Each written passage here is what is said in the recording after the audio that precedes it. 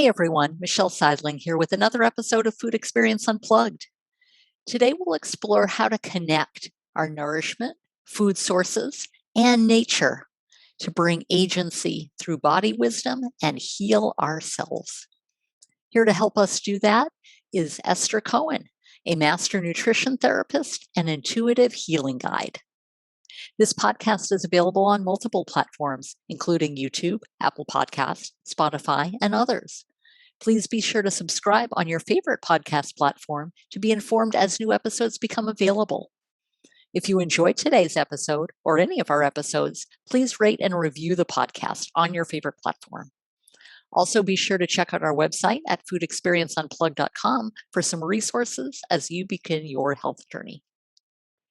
Esther Cohen, welcome to Food Experience Unplugged. Well, I'm very glad to be here. Thank Oh, you. Great. Well, we are happy to have you as a master nutrition therapist and intuitive healing guide. I love that. And I'm excited to hear what that's all about. Will you take a moment to introduce yourself and tell us what brought you to this point in your life and your career? Yes, happy to. As I started out in my career early on, well, I should always say that I've been cooking since the age of 6. And it seemed to be something that is just a God-given gift. And I decided that my mother's cooking wasn't the best. And I started creating foods on my own. And I was also quite an avid nature lover. And so I had a lot of childhood games and fantasies that I played that had to do with feeding my community during this great time of like winter storms or survival. And I think what's so fascinating about that play and that vision back as a child, that going through COVID really felt like that was, how can I support the nourishment in my community, through food. But I also look at everything as food for our body, our being, and our spirit. And so the conversation we're having, the TV shows we watch, at the time in nature, all of that really nourishes us and feeds us. And so my kind of journey, I early on put myself through art school catering. I started my own catering company, and the catering became so big. I was the first natural foods catering company in Boulder, Colorado. And so I had the perfect town to develop those skills in. And that led me to wanting to get my master's in nutrition. And having done that, I was also an avid student of Chinese medicine at the time. And what I started to learn through Chinese medicine was that everything has a consciousness and an energy blueprint or architecture. And I became really curious about the energetics of food. At the same time, I became an herbalist, so I was learning the energetics of the plant medicines to heal ourselves. And as I began to work as a nutrition therapist, I would see diet patterns that really express themselves as emotional patterns and even mental illness. So all of that began to weave together, and I worked more in depth with my clients rather than just giving them a strict diet protocol, looking at their whole life picture and what I now call the voice behind the symptom. What is our body's expression through the symptomology that we are manifesting? And so that's where I look at, what is the consciousness of that particular part of the body or organ or system in the body, whether it's the nervous system or the cardiovascular system. When there's dysfunction and dysregulation in that, what is that trying to express to us in a greater sense? And so in doing that really opened up my own intuitive capacities to get towards what are these traumas that are being expressed through our dysfunction in our being.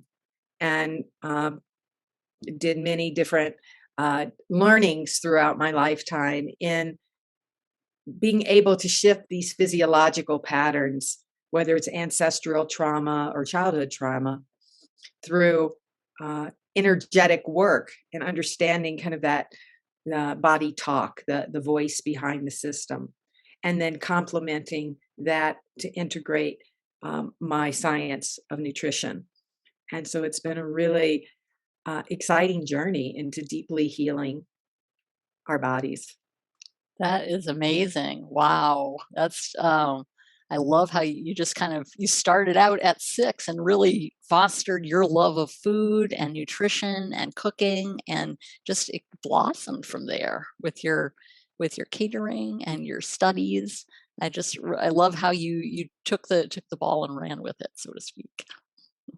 Yeah, I have that kind of the passion that won't let go. Like cooking Uh, wasn't quite enough, but I love cooking because it is that alchemy. And mm, um, for me, I taste in my head, if that makes any sense. Like in creating a dish, I feel like I can feel where spices and different flavors are harmonious before I put them in the dish.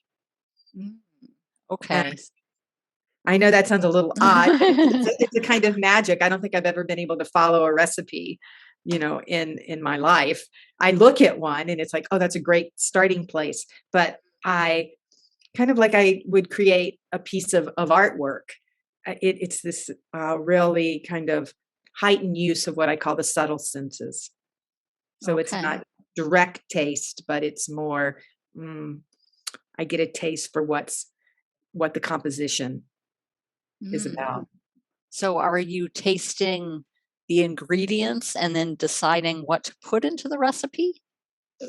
I don't taste them physically. I've gone through different journeys in my life where I have,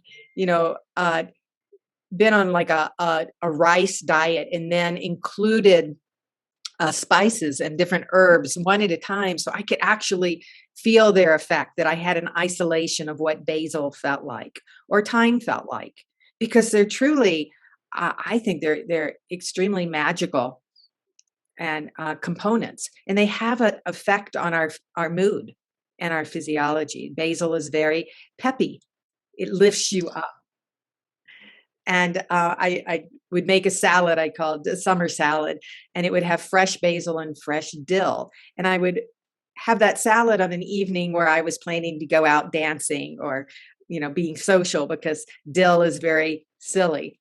It has a humorous component to it when you experience it. So it truly is taking those alchemy of ingredients and blending them together to create a state of being that you want to have. Okay. Wow. Now, is that what you mentioned? The energetics of food and the energetics of consciousness. Is that where, those experimenting and the alchemy, is that, how does all of that play together? Well, I think those early on experiments led me to, I did a lot of studying in the biology of belief, like really trying to understand how our endocrine system, our hormone system kind of is driven, why we think how we think. And that's been kind of my curiosity. And that I always wondered when I went back and studied the doctrine of signatures, which is the original kind of herbal encyclopedia, right? Like, how did they know, right? Like, Mhm. how did we know as humans? It's just fascinating. And so much of what they understood was like in ginkgo biloba, why it has that name, right? It looks like two little brains together as a Okay. plant. And they really understood that it was a tonic for the brain.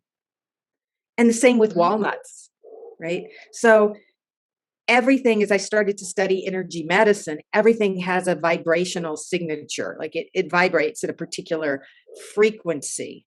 And that gives it its form and function, so to speak. okay. Okay. Okay. So when you look at foods, look at how they grow, that gives us certain information. Like bananas, they grow high up in a tree. They're very yellow uh, and dense. And so the energy that we infuse when we eat a banana is very up. energy, right? It's also sugary, and it's in, right? So Okay. it brings our energy up and in like the banana tree itself, right? Because they grow in these Mm, bunches on a tree, okay. right? And so then you can meet people and you can say, oh, that person, they're not very grounded and they tend to be in their heads thinking a lot. And sure enough, when you look at their diet, you will see that they eat foods, primarily white foods or energies that bring their energy up towards their head and either in or out. So they might be spacey because they're eating a lot of white foods, having a hard time focusing. Thoughts are very scattered. They don't complete tasks. You can start to see patterns and behaviors that really manifest from the type of diet they get into a particular habit or groove with. Okay. So so that energy or energetics is just understanding how understanding the interaction per between you and the food. Understanding the energy that the food imparts to you, that our food Okay. just is not simply vitamins and minerals. And, Okay. and I think really traditional cultures understood this, impeccably because they would choose which meals they would eat before a battle. They would choose which meals they would eat before childbirth or whatever the ceremony was that was happening so that the food enhanced the quality that they wanted to exhibit, Okay. right? Interesting. I So love it's that. really looking at the qualitative nature of the food rather than the quantitative nature. Okay. Can you give us some examples of either how you yourself did it or others that you may have worked with? Yes, I especially women, I'll say, who were having uh, difficulty regulating their periods, right? And some of these periods were very heavy or irregular, and so I would look at their diet to begin with, and seeing if they were getting the kind of nutrients that they needed for one to support a really vitality in the blood or whether it Okay. was affecting hormones.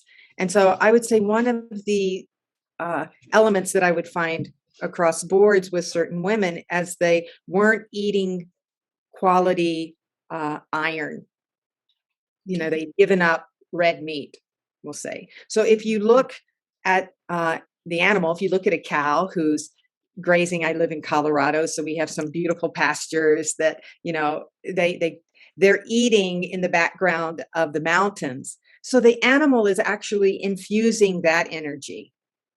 And when it's Okay. raised humanely and slaughtered with respect and humanely, then that quality that that animal had of being, very grounded, very sure-footed, very strong. Then Okay. when you eat that meat, and we'll say grass-fed, free-range meat, you too are going to embody those qualities, Okay. okay, of being grounded, of fortifying the system, strengthening your vitality. Okay. Right? And it doesn't mean you have to like eat it every day, but when you do so and you integrate that into your diet with other elements, you start to feel a whole lot more centered and what I'll call cohered and grounded. So able to accomplish those things you want to accomplish, have a more even mood swing. So Okay. you're not kind of all over the place. Okay. So it's eating food to truly kind of direct your food and mood as opposed to being at the whim of it. Okay. So just understanding what things you're lacking or what things may be off balance, and then integrating those. For example, with the iron, for example. Exactly. So you're not just like taking an iron supplement, which of Okay. course we might add to help boost the effect, but that you truly use your food as medicine. You start to notice, what is the quality that this food gives me? Because we go for a lot of fast foods, a lot of sugary foods that, sorry, that disperse our energy, because that's the quality of sugar. It's very up and out. So it's, at Sure. first it gives us an energy buzz, but then it causes a lot of, you know, what am I going to say, lack of focus Okay. and dysregulation. It feeds anxiety because it has that quickening effect. Okay. And so So, it's starting to direct our foods to counter that, right? okay. So Shift be that out of our diet. sure. So just becoming in tune with what foods are going to serve you well, so to speak, Exactly. or not. What Okay. serves you well. And it starts to look into, I guess, the whole study of psychology of eating, why we eat what we eat, what are our hungers? Looking at, what am I really hungry for? I have the 7 hungers. And, Okay. am I hungry for companionship? Am I hungry for nutrition because my hormones are telling me to eat? Am I hungry because I'm anxious and I want to calm my energy? So Okay. we're really looking at, you know, and why did I choose the food I chose? Did I choose it just for convenience, or did I choose it because, um, wow, I ate that food when I was a child? So there's an element of comfort there. There's an element of connection. Mm. Or I ate this food because science told me to eat it. I'm going to eat the paleo diet because I read a book and it said, wow, that's fabulous. And I'm going to be it's fabulous. Think it's fabulous. I think that's at this stage of my work, what I really desire to impart is bringing agency back to us as individuals, that we know what feels right for us. Because I think we're told so much of the time. So I call it body sensing Okay. or embodiment. So you have an experience of what that food actually does in your body. Does it feel good to eat that way? Or maybe in some aspect of it, but not the whole thing. So we don't eat with our heads, we actually digest with our gut. Sure. And that's our enteric nervous system, right? And it receives information thousands of times faster than our brain. Okay. So now how do you bring that agency back, or what's the correlation between that and selecting foods that you eat, or being in tune with your body? So actually, that's what I just came out with, is my uh, wild contemplation journal of embodiment. And there's Okay. numerous practices to start to body sense, to go, oh, that's what happened, right? That's why, I made this promise to myself that I'm only going to eat when I'm sitting down. And sure enough, the next day you're running out the door with a shake and you're drinking it in the car, because that's what we all do, right? But rather than getting into this pattern of, oh man, I really blew it, you know, forget that intention. It's like getting curious Mm, to what happened and how does it feel now? okay. Dropping into your body to feel what's going on in here, rather than getting caught in the thought patterns. But the rest of my energy throughout the day felt a little shaky or a little anxious. Now, how Okay. does it feel if I sit down and chew my meal? Even if I do that for 2 minutes and then I lose awareness, to start to track these body sensations and observations, so that you can come to, wow, every time I eat corn chips, I feel anxious. I say that because I had that as a client who loved corn chips. And I didn't want to come in and say, well, corn chips aren't good. There's, getting rid of that good food, bad food orientation. Sure. Because if it's of your heritage, if you're raised Hispanic or Native American, corn is such a uh, intricate source of nourishment. Okay. So you don't want to just say, well, that's a bad food. It's high in sugar. It's highly GMO, blah, blah, blah. It's like, where does that fit in that person's cosmology?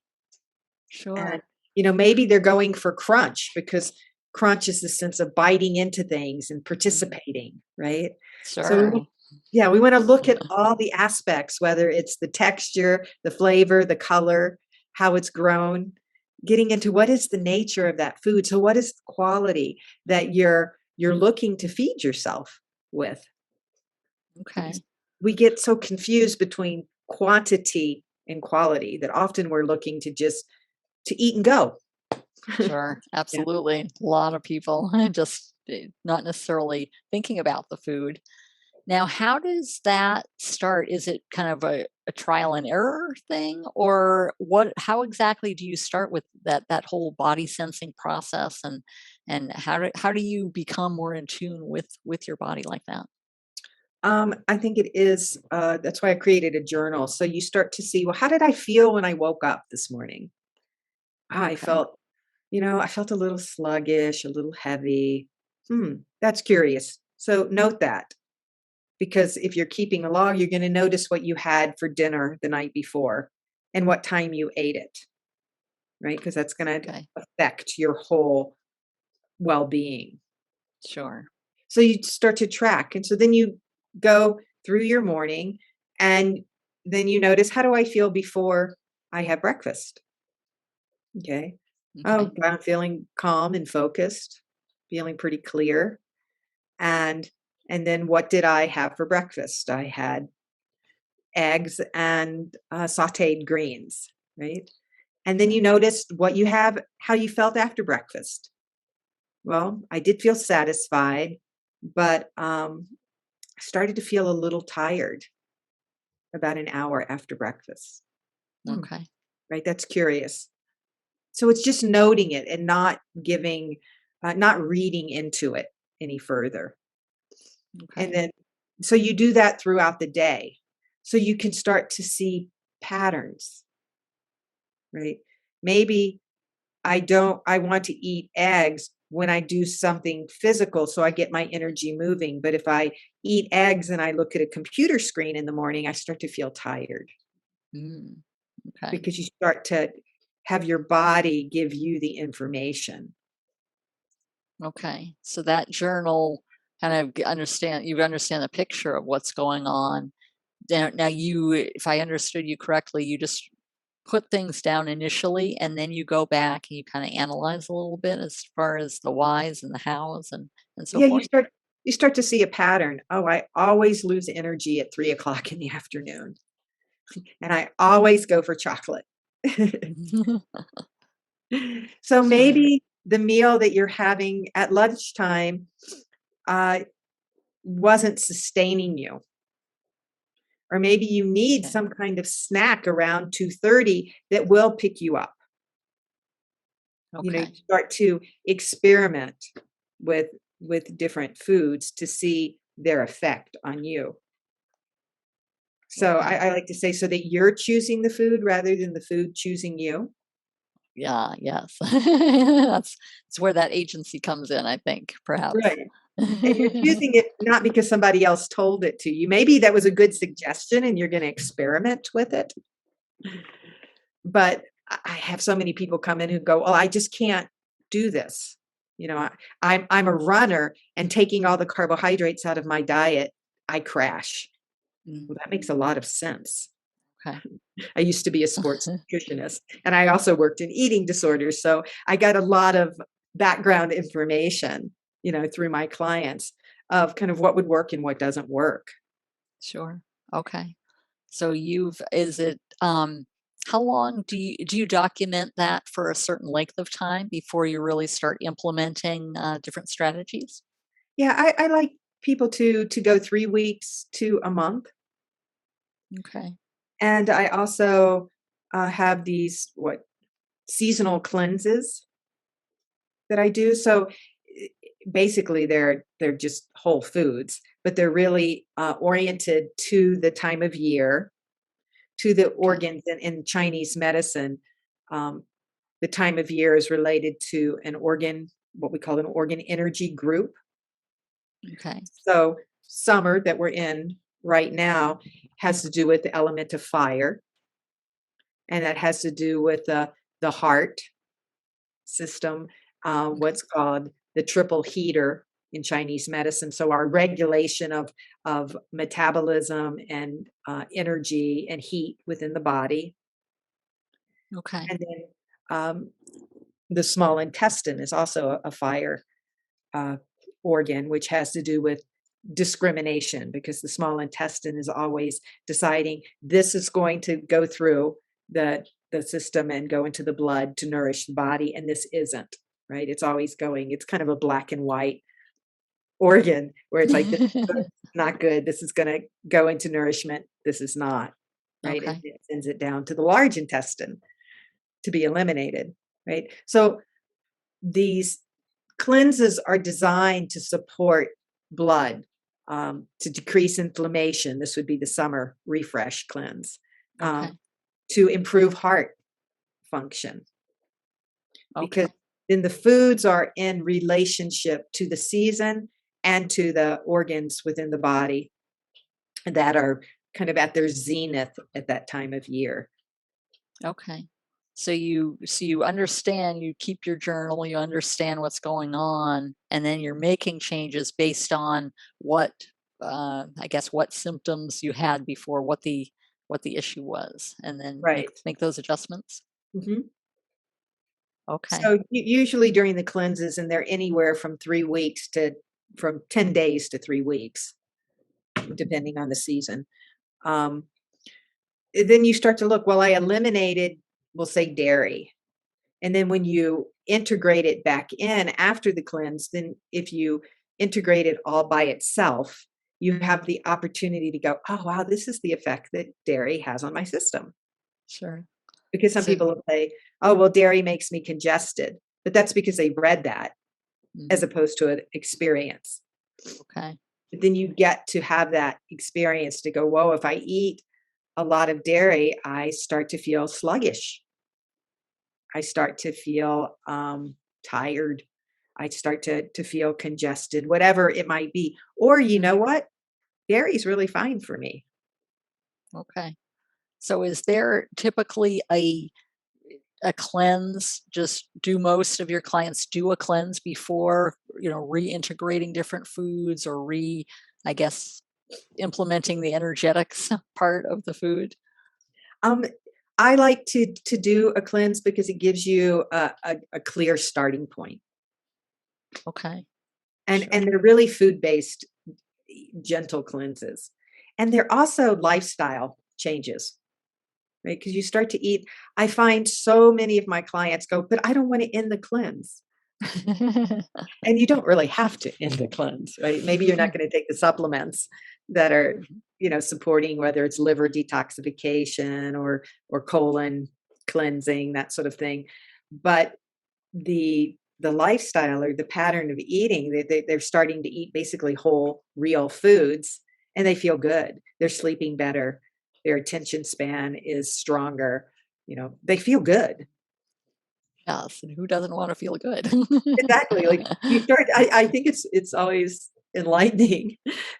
There's a questionnaire before every cleanse, and you go through and you start to have, on, scale of 1 to 5, how's Mhm. sleep, all these different questions. Sure, And it's so funny when we start to feel better, we forget, maybe this is fortunate, how bad we felt before. okay. So it's really helpful to go back and see, "Oh, wow, I wasn't sleeping through the night, and now I'm sleeping through the night." Or I wasn't waking up feeling, excited about my day, and Okay. now I wake up and I'm ready to start. Yeah, so ready to tackle the day. Exactly. Oh, Now rather that's than, good. "Oh, if I could just sleep another hour, that would be great." Yes. Now, how do people get started with this? Or do you find that clients are at kinda different phases in the process? Or what is, if someone is kinda just getting started, what would you suggest? Well, yeah, there's every phase from the really chronically ill who are highly motivated to the, I Sure. just want to, I'm a professional athlete and I want to up my game, Mm, so there's this huge spectrum. okay. And, you know, motivation is everything. But so there's education, and I don't ever go cold turkey because I don't think that we work real well. I notice that when we restrict, we constrict, right? Mm. And then there's this backlash that you just go, forget this. I'm not going to do that. Don't tell me what to do. It's just human nature. And so it's really gently modifying. People will always come in and say, "Don't take away my coffee." And I'm like, "Well, I'm not going to take away your coffee, but let's make sure that your coffee has really high quality. Mm, Do you put cream in your coffee? Okay, well then let's use uh, a half and half that has a lower pasteurization temperature, so that you're actually getting some of the microorganisms that are healthy." okay. Uh, And and so just it's a step-by-step process. So someone starts to feel better, then they're more motivated. And okay. that's what I notice is people start to get excited as opposed to like, "Oh my gosh, help." Sure, absolutely. Oh, well, Esther, how can people get in contact with you when they're ready to start this process? Well, two different ways. One is my website, which is www.alchemyofnourishment.com. And then I am working with Dragonfly Wellness. Okay. And they are hosting all the cleanses where you'll get your education videos. So you get all of my philosophy, cooking classes, and each of the seasonal cleanse. Okay. And so that's Wonderful. where you can get packages. And then also, I think you get a monthly, in-person consult with me. But I work internationally, so I have clients all over the world. Since Zoom got so popularized over COVID, energy work, because energy doesn't require that we are in the same room. So I do Okay. the energy healing at a distance as well. Okay. Fantastic. Now, we will include all of these in the show notes. Esther, it has been amazing. I really enjoy your work with energetics and really being in tune. This has been fabulous to get to know the science behind it, and then how that can affect our bodies and our minds and our work. So I really appreciate all that you do. Thanks so much for being here on the podcast today. Thank you. It's been really a joy. I just like want to open a different window of possibility for Uh, people to like take control back. Absolutely. And they can take control back by working with you. Thank you, Esther. Thank you.